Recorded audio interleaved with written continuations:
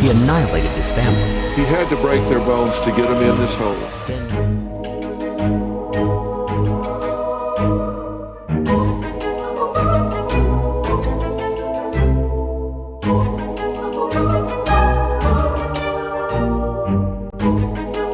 Hey, what's up? It's me, Neeks, back in that action, talking about the 9-inch hole, or the big ol' lie that was told. I'm gonna go with the latter. This is kind of like trying to convince me that you can put a square peg in a circle hole. Okay, don't have to be a mathematician, I don't think, to realize that this isn't possible. And mathematicians though they weren't, the crew out at the oil tanks, well, they totally agreed with me. Didn't seem possible. Listen to this. Hey, hold up. Just here. Okay. So as the night goes forward, we're out on the scene, trying to recover your loved ones. So tell me again a little about that hatch. We have some guys out there who think that hatch is just too small. You think it's about what size? Let's compare it to this plate. It's twice the size of that. It's twice the size of this plate? Okay. Now it sounds crass, but did you have to kind of squeeze them in to get them down there? I mean, one right. I mean, Okay. I don't want to like describe it, but I mean, Yeah. Feet first or head first? Okay. And then were their arms like this, or were their arms like this? Because you're holding your arms? Okay. All right. So I know we've asked you 1,000 times and you're probably getting sick of it, but we're very, very concerned about how to get those kids out. You can imagine we can't really cut a hole in that tank because the sparks will blow something. yeah. So I just want to make very sure that you're 100% sure that they're in there. Yes. Okay. One in one in the other. Yes. Now that doesn't make sense to me. Why would you? I wasn't thinking at this point in time. Okay. I was scared out of my mind. I didn't know what to do. Okay. So you carried one up, put her in. Did you shut it? It just latches. Okay. Oh, it's just a latch. Yeah. And then went back down, got the other one, went up the different tower. Is that how it works? Same staircase. Oh, it's the same to get up to both? Yeah. Okay. But they're two different tanks? Yes. Okay. So right beside each other. Okay. All right. And you didn't have to, I know it's gross, but you didn't have to No, cut them up no, or you didn't no, have to, no, nothing no. like that. Okay. All right. But the one thing I really want to make sure is that you're doing so good right now and tonight. I would hate for, as we're trying to go out and get them, another accident happens and that comes back to you because we're out there because of this. You know what I mean? Like, if they're out there and they're trying to get these bodies, if they're not even in there and we're wasting our time. Oh, no. Okay. Okay, they're in there. Yes. Okay. Yeah, I just don't want somebody to have a spark that blows something up, and I don't want that to come back to you. So please don't waste our time. They are out there. Okay. All right. Stay here. Yes, please.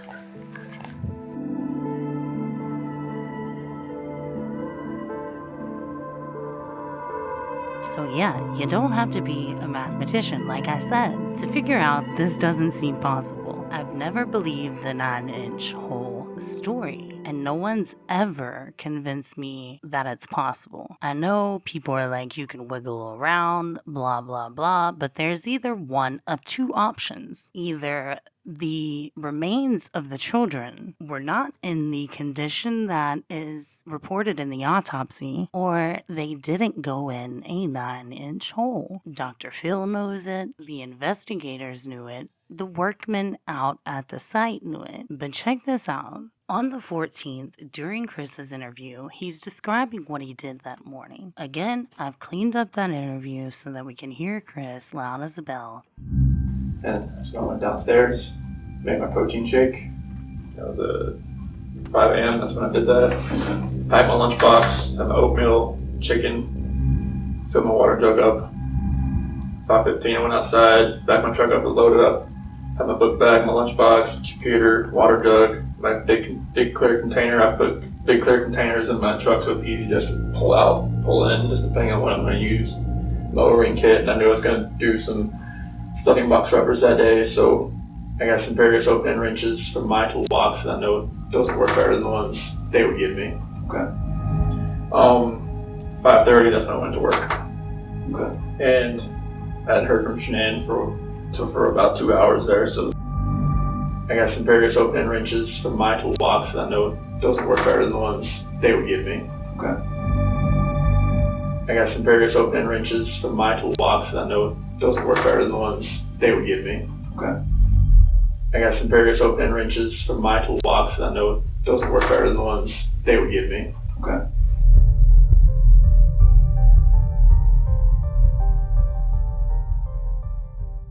Opening wrenches. Also, I thought it was kind of ironic that not my last episode, but the episode before that, I had jacked up the audio during the confession, which happened to be the same investigator saying okay right after Chris described something terrible, such as killing his children or disposing of his children. I just thought it was kind of weird. It's like, there's Chris again saying weird stuff with Coder going, okay.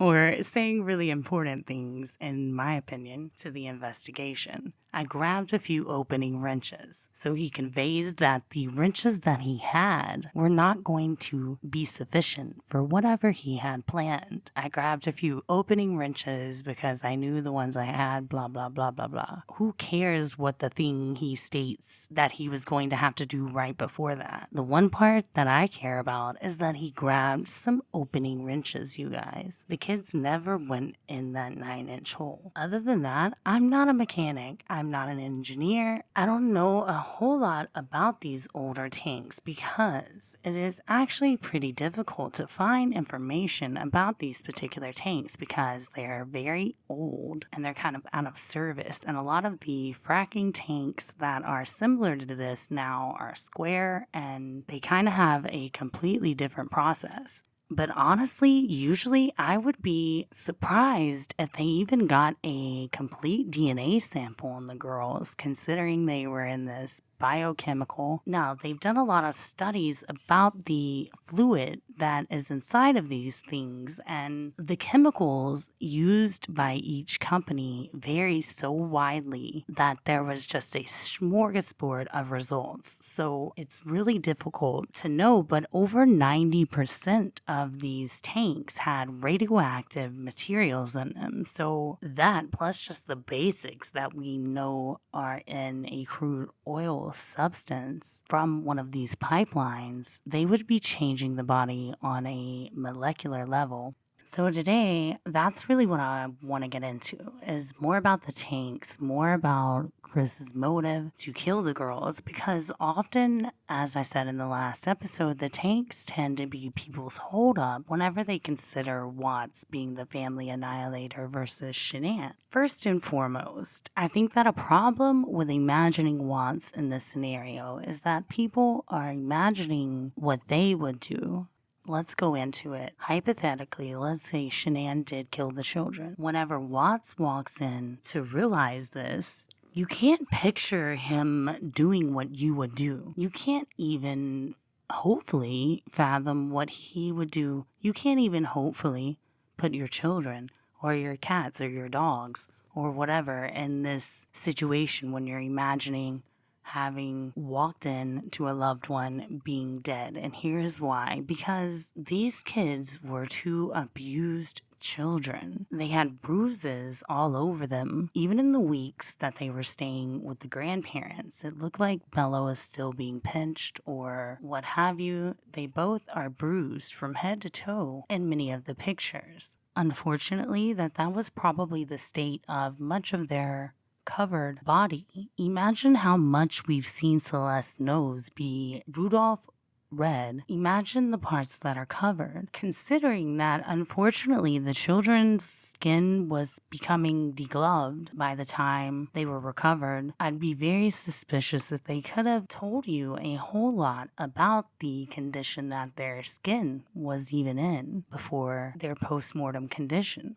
So you have to picture Watts, who has Shanann's phone that has God knows what is in it. Imagine the pictures we've seen of their children playing with toys that rinse out each other's noses and pretending things with the thermometers. And he wasn't expecting that anyone would come to the house yet. He still had the bathroom doors locked. He already didn't know what the fuck to say whenever they're in there asking about that. There's some other strange things that I don't believe the cops ever even came across. that I know of, much less what I don't know about. So you have to picture a man who has his 2 abused little girls that are dead, and then his wife that's dead.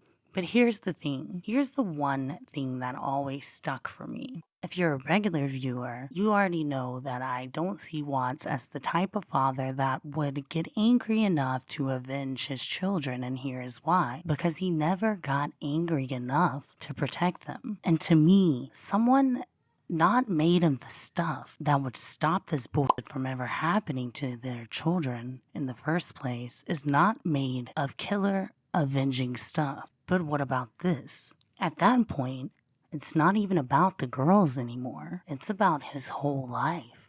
Because she just f***ed his life. Yeah, she f***ed his life. She f***ed his life. She f***ed his life.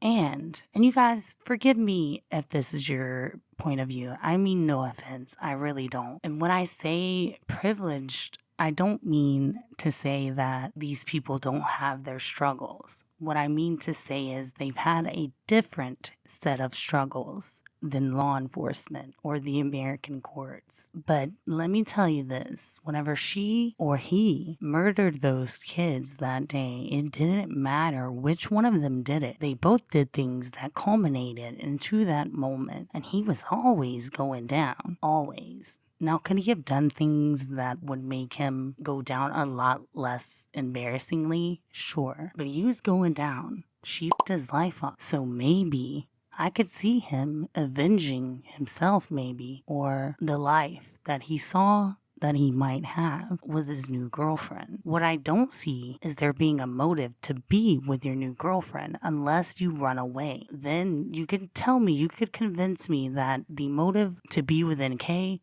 makes sense if, and only if, Watts would have jetted after he disposed of the bodies. If they would have taken off, tried to leave town, like any other family annihilator who has a motive of a new beau, girl, whatever. But I think it is a very privileged outlook whenever people say he would have just called the cops and he would have said, my wife killed the kids. Because the privileged view is under the assumption that the cops and that the law and that the courts are always the good guys and that they're always there to protect and defend and serve you. And that's just simply not the case for a lot of people in a lot of circumstances. So the same reaction that we see to people whenever Watts' crime news hits the scenes and it's been released that Watts said his wife did it, there weren't very many people willing to sit and even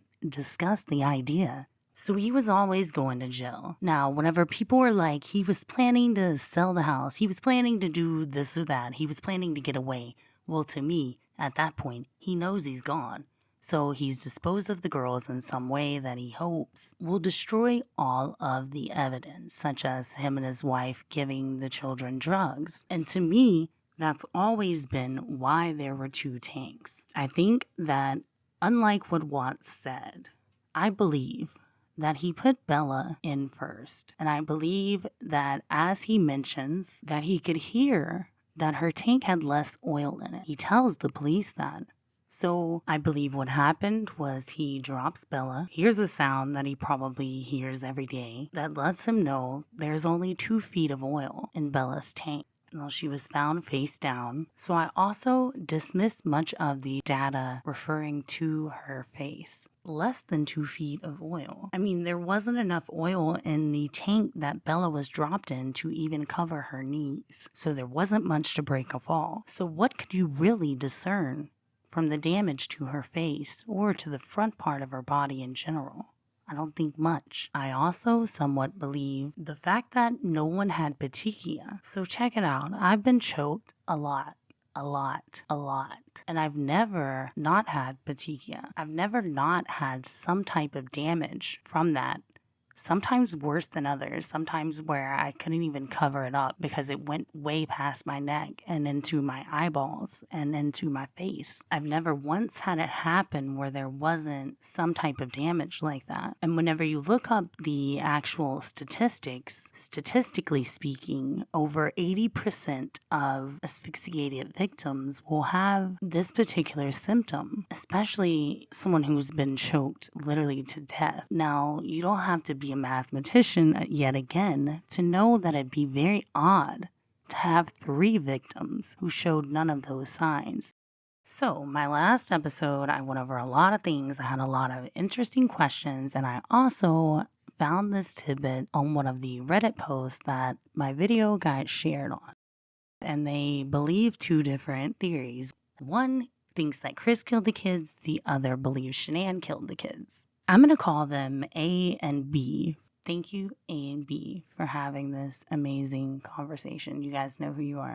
I will leave it up to you if you want to identify yourselves and take credit. So someone said they 100% believe the first confession. And in response to that, A says, not to mention, she caught me cheating and harmed the girls, and so I killed her. And then the shock and the guilt set in, so I cleaned it all up. Isn't just some carefree thing to admit for people who care about monogamy and aren't okay with infidelity, getting caught cheating, and their spouse doing something like this? So she says SW killed the girls or mortally harmed them, and CW killed her because of it. He wanted a divorce and to be with NK. He was bringing up divorce. NK knew he had kids. To me, it's so obvious. And the idea that the Shiners keep talking about the oil is just so stupid to me. He had to put them somewhere. I think he underestimated how much time it would take to dig a hole in the ground and didn't want the girls with their mother because of what she did. So like I said, I believe that Watts actually did it in order to cover up the girls having been medicated and possibly the appearance, but I could not agree more with absolutely everything else. Another person in this thread also intelligibly brought up the messages from Shanann stating, would you be with me if we didn't have kids? Now, I kind of left that one out because I had interpreted that one to mean sort of like, are you staying with me only for the kids? Like, do you love me outside of the fact that you have to maintain a family with me? But the one where she tells her friends he'll only say he doesn't want to lose the girls. Now, that one reeks of some of the jealousy that I think would come from a family annihilating female in this situation. And then that same person threw in this note to that last message I read from Poster A. I just read an interesting sentence in a book I'm reading. The sentence says, murder is the ultimate form of control. Who was the control freak in the relationship? Alright, well, Poster B says, this is a great video. Of the 2, Chris had less motive to kill the children than Shanann. Though you know from dealing with me that I struggle to think the woman came home from Arizona and then offed her children in a fit of rage. But of course, I could be wrong. See, for one, I don't really think in this scenario that it would be a fit of rage. I believe that it would have been a cold and calculated move, and one that she would have made sure she did where he couldn't interrupt. So I believe he would have been asleep in this scenario, or otherwise in the shower, what have you. Some amount of time that she could get it done without him knowing. So I believe that's why he tells Ronnie, when he came back, there was nothing he could do. They were gone. Alright, but Poster B continues. But of course, I could be wrong. Both Chris and Shanann were not in good places mentally. I think Shanann knew she could not afford nor had the aptitude to raise 3 kids on her own, but as I type this, I still can't see her doing in the girls. The children were her only leverage she had over Chris. Once they were gone, there'd be nothing to bind them together. And then what about Nico? These are thoughts I have, just trying to think as a rational person looking backwards. And Poster A says this, but think about this. Did she see them as leverage? Or did she see it as losing control? What was more important to her? Her image, or the pittance in child support that she'd be getting while obligated to co-parent with CW and whatever new woman this was. I don't think she walked in the house and walked upstairs to kill the kids. I think she walked upstairs, confronted CW, and from there got the truth out of him, that he was wanting a divorce because of another woman. Loss of control is a powerful thing, and those kids were little. All 3 kids would grow up out of SW's realm of control, and I think it dawned on her she seriously f***ed up in regards to Nutgate, and that her in-laws would have plenty of time and access to those kids once they were sharing custody. SW seriously would have not really had any leverage. The only leverage she had was as his wife, and he could unilaterally take that away from her. You know that I completely respect you and your point of view, so I'm interested in what leverage you think she would have or would even want. Co-parenting in this situation would only mean that she had unavoidable front row seats to the husband who she thought had no game while he moved on with another woman. Their divorce would be a game changer in the worst way ever. She'd likely be back home in NC living in her old bedroom like she had all summer, and she hated it, but that would be her life. Her kids would come back from summer vacation with Daddy and Nikki, and maybe a new baby of theirs, with stories of camping, hiking, actually getting out and doing stuff, and it would make SW feel horrible. I don't see her as having any leverage. What leverage do you see? So then, Poster B says, by leverage, I mean that in Shanann's mind and in her worldview, all things material would have been revenge. She was a vindictive person who thought she'd get the house and lord a pittance of alimony, and Chris and his relatives would never see the children again. She'd use the children to make him pay, which of course would have been absurd, since he was broke. You're absolutely right. She'd have ended up in NC with her parents. And she probably wouldn't have gotten alimony either, especially not singing to the rooftop that she was making tons of money, and especially not once it was practically blamed on her that the finances were in the trouble that they were. So then Poster B continues, now I've been sitting here mulling over why I struggle with her doing the deed with the children, and it goes back to Tammy Lee putting the scenario out there first. This is the hang up for a lot of people, and one of the most important subjects that I wanted to touch on today. So then Poster B continues, on the surface, it looked like Chris ran with what Tammy Lee suggested as part of her Ellie technique, when quite possibly he may have been telling the truth. Had he said that Shanann did it without that unnecessary prompt from Tammy Lee, I would not be struggling, but I'm open to contemplating all the possibilities regarding Shanann. I may get there yet. Then Poster A says, when I was a younger kid, I had a teacher do something like Tammy Lee did.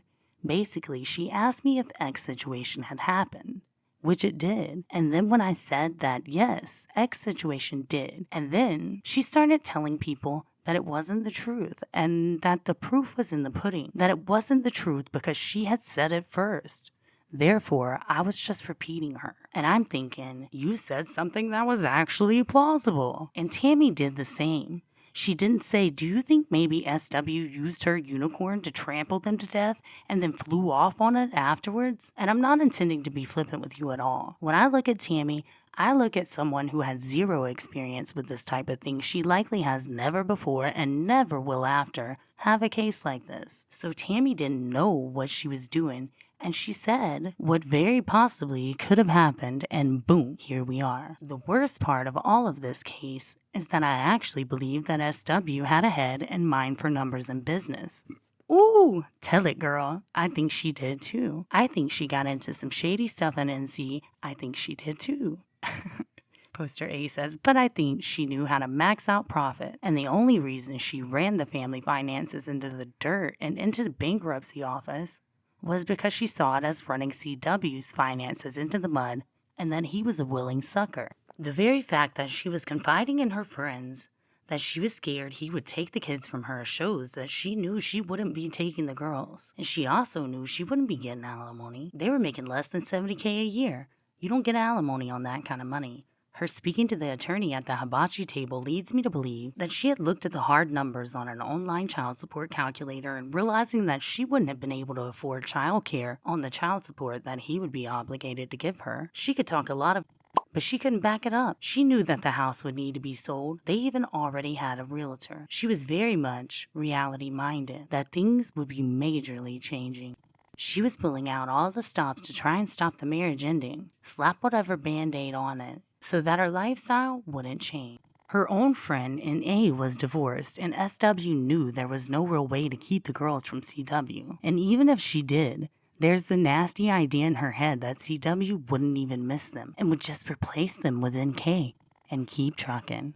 I think realistically, SW knew that it was the end of the line. I think for me, Tammy was just an unseasoned professional in the case. She accidentally stumbled on a very possible scenario and now wants to say that CW only said it because she said it. CW had no motive to kill the girls or to kill SW. He just wanted her to leave him be so he could move on.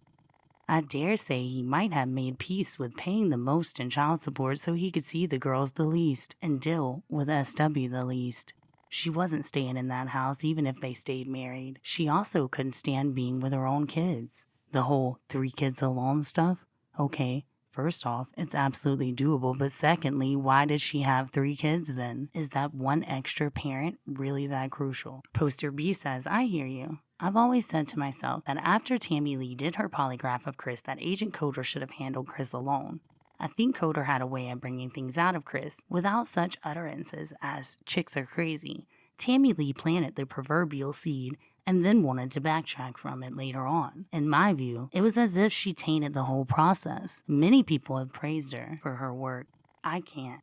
As for Shanann, I just shake my head at how she thought her lifestyle was sustainable married or not, especially with children. Just pure nuts. Poster A says, I feel like SW just saw everyone as a sucker. Someone who she could suck dry around her for her benefit. When I think about her relationship with the in-laws, I wonder if she had ever imagined a scenario where she kept the girls away from them and eventually they just stopped caring. Where CW remarries and has kids with his new wife, who is somehow able to get along with his parents with minimal drama. I think SW would flip her shit if that happened. She had no way to truly be happy because her happiness had to involve the sadness of someone else. She couldn't just be happy.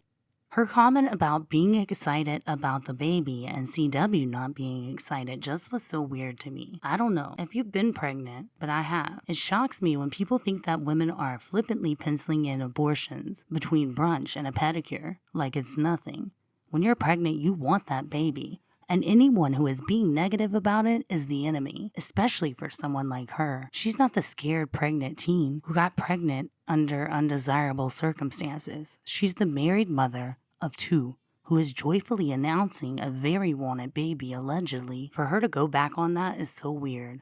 To even mention he probably wants me to get an abortion. No, you're testing the waters on you wanting to get an abortion, sweetie. Which if that's how you feel about it, then go get one.